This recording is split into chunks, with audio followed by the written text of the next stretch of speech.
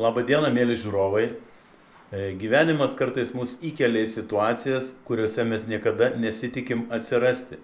Ir apie vieną tokių situacijų šiandien mes norim pasišnekėti su jumis, o laidoje dalyvauja Gintarė Malonu, Gintarai. ir Mažvydas. Kad pokalbis būtų intelektualesnis, mes siūlome užsidėti svečiams akinius, nes žmogus su akiniais, pažiūrėkite į mane, visada atrodo daug intelektualiau negu žmogų be akinių. Ir paprašysim Gintarės trumpai pristatyti situaciją, kurią mes šiandien norim aptarti. Na, iš tikrųjų, pastaruoju metu glaudi tema mūsų moterų tarpe buvo būtent apie skyrybas, nes ne viena moterį ištiko būtent ši situacija, bet norėčiau pabrėžti, kad labai svarbus klausimas būtų toks, kad skyrybos nevedus ir neturint saitų, ką tokiu metu moterim daryti, kaip save apsaugoti nuo to, jog galbūt jūs praleidot kažkokį laiko tarpą su mylimu žmogum, ar ne, galbūt jūs sukūrėt bendrą gerbuvį ir kartais moteris ir tikrai dažnai nepagalvoja apie tai, kad vieną dieną gali tie santykiai nutrūkti ir tada tau vyras pasako, viskas, dabar gyvenk kaip nori. Tai vat kaip apsaugot save? Gal reiktų iš tikrųjų moterim jau dabar visą laiką turėti galvoje mintį, kad reikia visą laiką apie tai pagalvoti? Mažvydai, situacija turbūt nėra išskirtinė. Tokių situacijų mūsų laikais pasitaiko labai daug, ar ne? Suprantama, kiek yra porų, tiek visi susiduria su kažkokiom tai problemom. Jeigu, sakykime, yra bendravimas be sutartinių įsipareigojimų, mes patenkam į tokią, sakykime, zoną, kuri yra pilka, kur mes turime ir patys savo, sakykime, per savo sugebėjimus, per savo laiką įrodinėti, kas mums priklauso ar kas mums nepriklauso.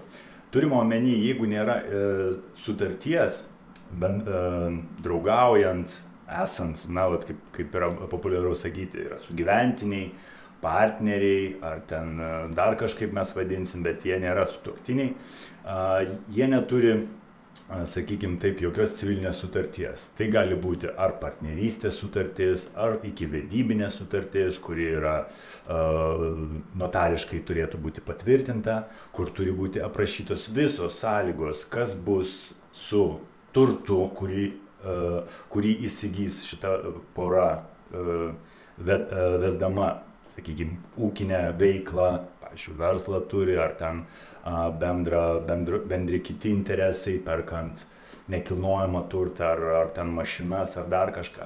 Tai visi šitie klausimai turėtų būti aprašyti tokioje sutartyje. Jeigu jie yra aprašyti, akivaizdu, kad tada problemų mažėja labai didelė apimtim, tačiau iš patirties pasakysiu, kad tokių sutarčių nėra daug. Jos yra, sakykime taip, geometrinė progresija daugėja jų skaičius Lietuvoje, bet jų tikrai nėra daug. Ir tada tokiu atveju, jeigu jų nėra, mes ir susidurėm su tokiamis problemomis. Dabar dėl ko jų nėra? Aš manau, kad kaip yra toks posakis, kad tu myli, tai žodžiu lengva pasakyti, visi myli, o tu apsiženk. O tu atimk ir vesk. Čia jau kitas žingsnis yra. Tai va šito žingsnio niekas, ne niekas, bet daugelis vyrų vengia. Vadinkim daiktus savo vardais. Vengia. Ir, sakykime, taip netgi naudojasi ta situacija, kad reiškia, pasižiūrėsim, čia, žodžiu, patraugausim, po to pasižiūrėsim, į ką tai išsisuks ir tada visas šitas pasižiūrėjimas gali trukti. Mažydai, aš noriu patikslinti, ar galima sudaryti tokią sutartį, neturint civilinės santuokos? Taip, galima sudaryti tokią sutartį, kaip ir sakau, ji gali būti ir partnerystės sutartis, ir jungtinės veiklos sutartis netgi. Ir ikivedybinė sutartis, jeigu vis dėlto yra kažkoks tai planas pas porą. Planas B. O jeigu planas B ištinka ir tarp žmonių atsiranda vaikelis, bet jie vis dar nesusituokia ir tuo atveju įvyksta skyrybos, ką tokiu atveju daryti moteriai su vaiku, kuri lieka viena? planas vaikelis, bet čia jau netgi C, sakykime, planas, tai aišku, jis keičia iš esmės visą situaciją, todėl kad nuo to statuso, kaip pora buvo tiesiog vedė bendrą ūkį, jau atsiranda trečias žmogus, kuriuo pagal konstituciją jie turi pasilyginti abu vienodai, tai reiškia dėti vienodas pastangas. Vienodas pastangas tai yra ne tik finansinės pastangos, ne tik išlaikymas, tai yra viskas, kas susijęs su vaiko raida, tai čia yra žymiai plačiau. Mes žinome, kas turim vaikų, kokia tai yra atsakomybė. Todėl visi šitie klausimai, jie iš karto patenka į sakykime, taip įstatymė yra reglamentuota, kad abu tėvai turi prižiūrėti savo vaikus ir čia jau žiūrima į kokie yra vaiko poreikiai, o vaiko poreikiai priklausomai nuo tėvų turtinės padėties, nuo jų visų socialinės išsilavinimo, jie gali kisti. Čia labai, sakykime, taip varijuoja tie poreikiai, todėl kad, kaip sakant, pas vieną yra vienokie poreikiai, pas kitą yra kitokie, tačiau mažiausiai vaikas turi turėti apie 630 eurų vienas vaikas išlaikymo per mėnesį, kad, sakykime, įstatymo nustatyta tvarka, jisai vis dėlto gautų minimalių poreikių patenkinimui tam tikrą sumą. Tai čia yra minimali suma? Tai yra minimali, mažiau jau jos teismai ir net teisinėja, bet reikia suprasti, kad ji yra dalinama pusiau, tai yra tėvui atitinkamai 300, kiek čia, sakykime, taip, 10 eurų ir vaiko motinai atitinkama suma. Gintarė, gal tavo aplinkoje yra kažkokia situacija, kurią tu žinai konkrečiai, kad būtų, žinai, aiškiau panagrinėti galima būtų konkrečią situaciją su konkrečiu pavyzdžiu, nes mes dabar kalbam labai apibendrintai. Apibendrintai. Na, tarkim, aš jums dabar nupasakosiu situaciją, ne? Vaikelio amžius nesiekia 3 metų. Žmonės kartu prabuvo beveik 3,5 metų. Jie nebuvo vedę ir moteris davė laiko savo būti mama ir, kaip aš sakau, praauginti vaikutį. Ir tada tuo momentu vyksta skyrybos. Ką tai reiškia, jinai dar pilnai nėra grįžusi ir nėra pajėgi uždirbti stabilius finansus. Vyras laikosi kur kas geriau. Ir būtent ką tokiu atveju tada daryti? Ar yra kažkokie tai numatyti laiko apibrėžtos apimtis, per kiek laiko moteris turi stabilizuoti savo finansus? Ar tokiu atveju vyras galbūt turi daugiau mokėti elementų? Va čia yra tokie kertiniai klausimai mano aplinkoj, nes moteris tik nespėja pagimdyti ir praauginti, įvyksta tokie dalykai. O jinai iškrenta tam tikram laikui iš darbo rinkos. Taip, jinai iškrenta iš darbo rinkos ir tai nėra paprasta greitai sugrįžti į ją ir stabilizuoti ypatingai savo finansus, kai mes žinom, kad šiais laikais išlaikymas tiek būsto, tiek vaiko, tiek pačios moters poreikiai, ar ne, tai reikalauja nemažos sumos pinigų per mėnesį. Tai tikrai nėra 1000 eurų. Tai ką tokiu atveju siūlytumėt daryti ir kaip viskas vyksta teisiniu būdu? Tai aš galbūt taip akcentuočiau ne tuos bazinius dalykus, kad vaiko tėvai turėtų išlaikyti vaiką iki pilnametystės, o jeigu vaikas nori įgyti aukštą išsilavinimą, taip pat ir kol jis įgys aukštą išsilavinimą, tai gali būti ir 22 metai, 24 metai. Todėl tai yra didžiulė atsakomybė. Visų pirma, reikia suprasti, kad vaikas tai yra, vos ne taip, kad tu turi jį išlaikyti ir prižiūrėti, vos ne taip, kad iki 24 metų, tai čia yra didžiulė atsakomybė. Mažai atsiprašau, bet čia yra teorija. Gyvenimas labai dažnai eina skirtinga vaga nuo teorijos. Praktinis pavyzdys, kurį pasakoja Gintarė, yra kitoks. Tarkim, vyras nenori šitų savo pareigų prisiimti ir nešti. Kokie yra teisiniai būdai jį išprievartauti tai padaryti? Aš pasakyčiau, kad čia nėra kažko tai labai sudėtingo, čia labai viskas daroma paprasta. Yra, sakykime taip, jeigu yra vaikas, vaiko poreikiai nėra tenkinami, minimalių poreikių vaikas negauna iš tėvo ar ten iš motinos neprižiūrinčios pusės, tada jeigu nepavyksta su tėvu susitarti taikiai, nors aš nelabai įsivaizduoju tėvo, kuris galėtų skriausti savo vaiką. Skriausti visų pirma savo vaiką ir nesuprasti pasekmių. Tai tada klausimas iš viso, apie tėvo sakykime, ir supratimo, infantilumo lygį. Tai yra moralės klausimai, tai yra kažkokie tėvystės klausimai, bet tarkim, mes nespręskim apie kitus žmonės pagal save, žmonių yra visokių. Tarkim, šitą atmetam. Nėra moralės, nėra tėvystės jausmo, yra grinai pliki teisiniai santykiai. Kaip? Tai tokiu atveju yra, jeigu neišeina susitarti taikiu būdu, tiesiog įspėti žmogų, kad bus kreiptasi į teismą ir, sakykime, standartinė tvarka, kaip galima paduoti. Atsiprašau, tą reikia raštu padaryti įspėjimą? Būtų geriau raštu. Visą laiką yra geriau raštu, todėl kad vis tiek jau prognozuojame, kad visas šitas ginčas gali patekti į teismą, todėl reikėtų viską. Tai daryti kaip registruotą laišką siūsti žmogui jo gyvenimo? Būtinai, šiai dienai elektroninio užtenka. Elektroninio pašto užtenka tiesiog, kad būtų patvirtinimas, kad buvo kreiptasi, žmogus arba nereagavo, arba kažkaip tai. Dabar yra pakankamai teismai yra labai lankstus ir žiūri vis dėlto tokiuose atvejuose geranoriškumą abiejų pusių. Todėl tiesą sakant, čia didesnės problemos išsireikalauti tuos pinigus, ypač iš tėvo, kaip jūs minėjote, jeigu jis yra netgi pakankamai finansiškai gerame, sakykime, padėtyje, tai čia nebūtų problema. Čia tiesiog laiko galbūt klausimas ir antstolio, sakykime taip, atkaklumas. Jo.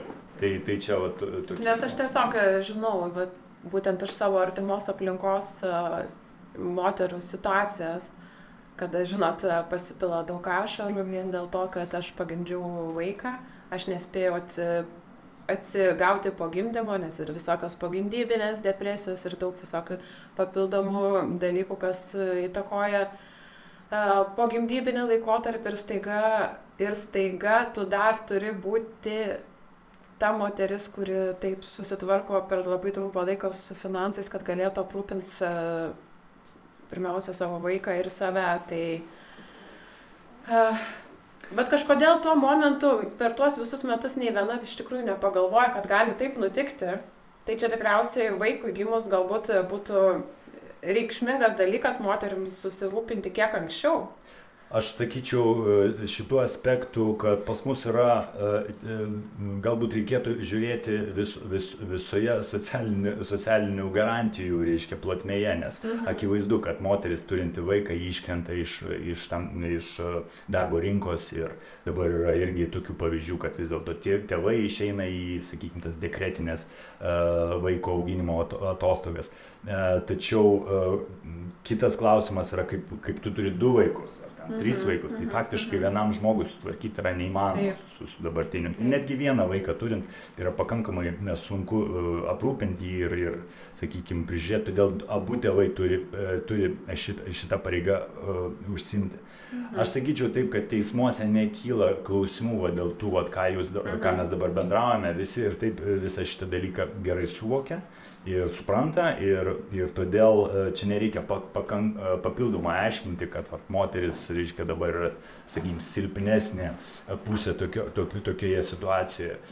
Iš kitos pusės yra tokių negražių dalykų, yra kaip manipuliuojama vaiku, norima ten, sakykime, kita tokia negraži pusė. Čia apie ją irgi nereikia užmiršti, bet jeigu šnekam tik tai apie tai, ką jūs minite, tai taip, tai yra akivaizdus dalykai, ką jūs sakote, tai yra, reiškia, iškritimas iš socialinio gyvenimo, iš socialinių, sakykime, iš darbo santykių ir po to grįžti, tai reikia vėlgi žymiai didesnės pastangas įdėti, kad grįžti atgal į rinką po ten, sakykime, po ten vaiko atostogų, ten 1,5 metų ar 2 ar 3. Mažydai, o kokia yra teismų praktika šitoje situacijoje? Na, tiesą sakant, skyrybos bylos nėra mano asmeniškai specializacija ir ta teismų praktika jinai keičiasi, ją reikia pastoviai atnaujinti, pastoviai žiūrėti, faktiškai mėnesio tokiais terminais, tačiau bazinė jinai nesikeičia. Bazinė, kaip ir sakau, reiškia, mažiausiai moteriai yra priteisama ta mano minėta suma. Jeigu yra įrodoma, kad tėvas vis dėlto pajėgus mokėti didesnį išlaikymą ir prieš tai jisai nedėjo jokių pastangų į vaiko auginimą, galima įrodyti teisme, kad vis dėlto jisai dar ir turėtų sumokėti tam tikrą kompensaciją už tą laikotarpį, kuriuo jisai nesirūpino tinkamai vaiku. Čia yra kiekvienos situacijos. Labai individualu. Mažydai, čia dar noriu patikslinti šitą vietą. Jeigu, tarkim, vaikui dabar, kaip minėjo Gintarė, yra 3 metai ir tėvas visus tos metus 3 nesirūpino, ar yra galimybė per teismą prisiteisti sumą už 3 metus? Taip, suprantama, kad yra, todėl kad vėlgi vaikui tik tai gimus atsiranda ta pareiga iš tėvo ir iš motinos pusės rūpintis vaiku, rūpintis jo raida ir auklėjimu ir visaip kitaip. Tai jeigu jis to nedarė, tada jau reikėtų, sakykime taip, kreipiantis į teismą, surašyti, kokiagi galėtų būti tų 3 metų, sakykime taip, laikotarpyje į išlaikymą įdėta pinigų suma, na ir kažkokią sumą, sakykime taip, galima būtų kompensuoti. Tai čia yra įrodinėjimo daugiau klausimas. O dar vieną klausimą noriu užduoti, turbūt irgi, kuris gali būti svarbus. Ar priklauso vaikui priteisiama pinigų suma nuo tėvo pajamų?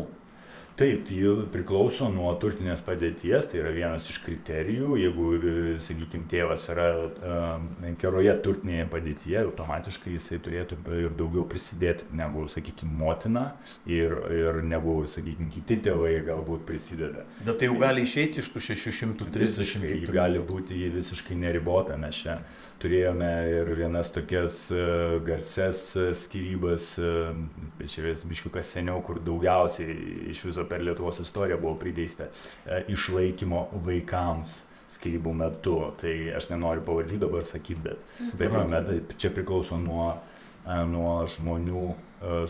Tiesiog vienas garsus krepšininkas, kitas ten, sakykime, garsus oligarkas ar ten dar kažkaip ir be abejo, tai priklauso. Kokios tai gali būti sumos? Gali būti ir 10 000 per mėnesį. Per mėnesį gali būti. Gintarė, ar dar norėtum ką nors išsiaiškinti? Na, žinot, čia kaip ir minėjote, kiekviena situacija yra labai individuali. Aš labai tikiuosi, kad mes atsakėm bent jau į tokius, sakykime, pagrindinius klausimus, ko tikrai moteris galbūt iki tol ir nežinojo.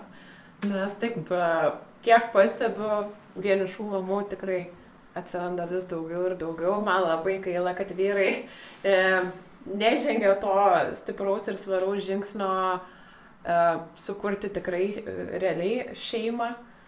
Galbūt dėl to moteris ir nori to saugumo jausmo ir užtikrintumo, nes jos mato vis tiek viską per meilės prizmę ir tie rožiniai akiniai vieną dieną nukrenta, tada mes matom, kas vyksta gyvenime iš tikrųjų. Tai aš tikrai norėčiau visiems palinkėti ir visom ypatingai moterim, mylėkit, bet taip pat pasirūpinkite savo ir savo atžalų saugumu. Nes mes iš tikrųjų nežinom, kas gali nutikti vieną dieną. Tai pabaigai, Mažvydai, gal galėtum dabar taip susumuoti į to, žinai, bullet pointus. Ką po ko reikia daryti, kad neatsidurti va tokiose situacijose? Aš sakyčiau, kad visų pirma, jeigu norime išvengti ateityje ginčų, tam ir yra sutartis. Sutartis iki tol, kol vyksta, sakykime taip, svarstymai, ar žmogus ves, ar moteris, sakykime taip, sutiks tekėti. Reikėtų pasirašyti sutartis. Jos gali būti partnerystės sutartimis vadinamos, ikivedybinėm sutartim, jungtinės veiklos, priklausomai nuo to, ką toje sutartyje norima matyti. Tai visos šitos sutartys gali būti taikomos, sakykime, visiems atvejams iki vedybų.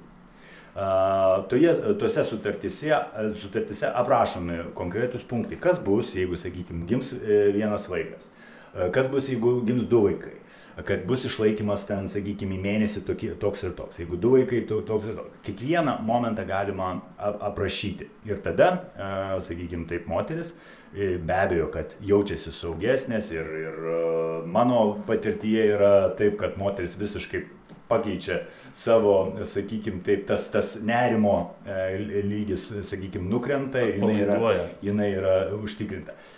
Ką aš iš praktikos matau tokiuose atvejuose, kad visgi tam, kad ateiti iki tokios sutarties, taip pat tai yra pakankamai didelė, sakykime, didelis ryžtas turi būti iš vyro pusės. Nes jisai supranta, tu manęs nemyli, jo supranta. Ir vien jau tas momentas, kad vis dėlto nueiti ir pasirašyti sutartį pas notarą, tai reiškia, kad iš vienos pusės tu pasirašydamas sutartį, tarsi tu planuoji, kad vis dėlto gali būti toks momentas, kad mes išsiskirsim kažkada tai ateityje. Nes mes pasirašom sutartį. Reiškia, mes turime kažkokių abejonių. Ir tada, bet aš pasakyčiau taip, kad šitas nerimas yra žymiai mažesnė blogybė negu tai, kas gali atsitinka po to sutarties nebūtų. Tai todėl nėra idealių variantų, yra mažiau, sakykime, blogi, daugiau geri ir turim rinktis, bet būtent tokia sutartis labai spręstų daug klausimų. Tai jausmai jausmais, o teisė. Ir tada nėra problemų. Visiškai, kaip sakant, meilės pinigais neišmeruosi, bet jeigu žmogus kažką tai, sakykime, nori pakenkti, tai jis kenkia pinigais, kenkia va tais dalykais, turtiniais. Tai ačiū, Gintarė, kad atnešei daugelio moterų problemą sukoncentruotą į vieną tašką. Tai žinot, Gintarai, padėjau ant stalo problemą, dabar kalbėkime garsiai, nes tai, aš manau, yra labai aktuali tema. Ir daugelis iš mūsų moterų bijo ją paliesti, bet kažkada reikia pradėti apie tai kalbėti. Ir ačiū Mažvydui, kad pro bono padėjai mums šitos problemos sprendimo algoritmą susidėlaiką, prašom. Ir ačiū tiems, kas mus kantriai žiūrėjo. Iki naujų susitikimų. Iki.